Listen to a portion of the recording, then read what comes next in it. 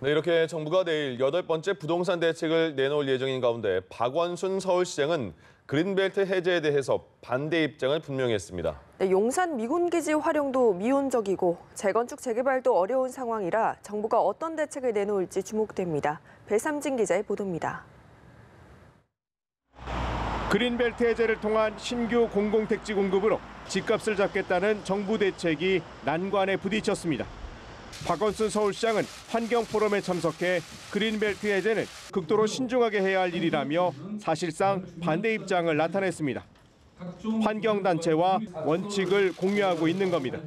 지금의 주택 문제는 그린벨트로 풀 수 있는 문제는 아니고요. 서울 지역의 주택 보급률이 100.5%가 된 상태입니다.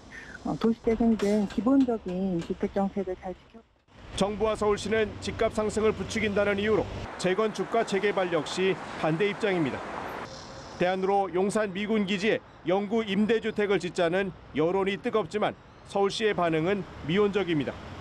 결국 서울과 수도권에 추가로 공공택지 30곳을 지정하겠다는 정부 방침에 차질이 불가피할 것으로 보입니다.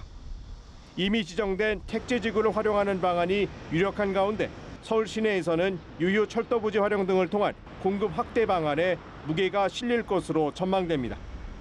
장기적으로는 공급 시그널로 수요자의 심리적인 안정을 가져올 수 있고 또 지금 시장에 들어오는 수요들을 줄을 세우는 대기 수요 전환이 필요합니다. 정부가 양도세 과세 기준 강화를 골자로 추진하는 세제 개편도 실제 이루어질지 관심입니다. 정부는 과세 표준별 세율을 1%포인트 올리고 1주택자 양도세 비과세 거주 요건 강화와 임대사업자 양도세 중과 배제 등 세제 혜택 축소를 논의하고 있습니다. 야당이 똘똘한 한채 과세는 물론 거래세 인하도 지자체에 재정 부담을 줄 수 있다는 이유로 반대하는 상황에서 정부의 선택에 관심이 모아집니다. 연합뉴스TV 배삼진입니다.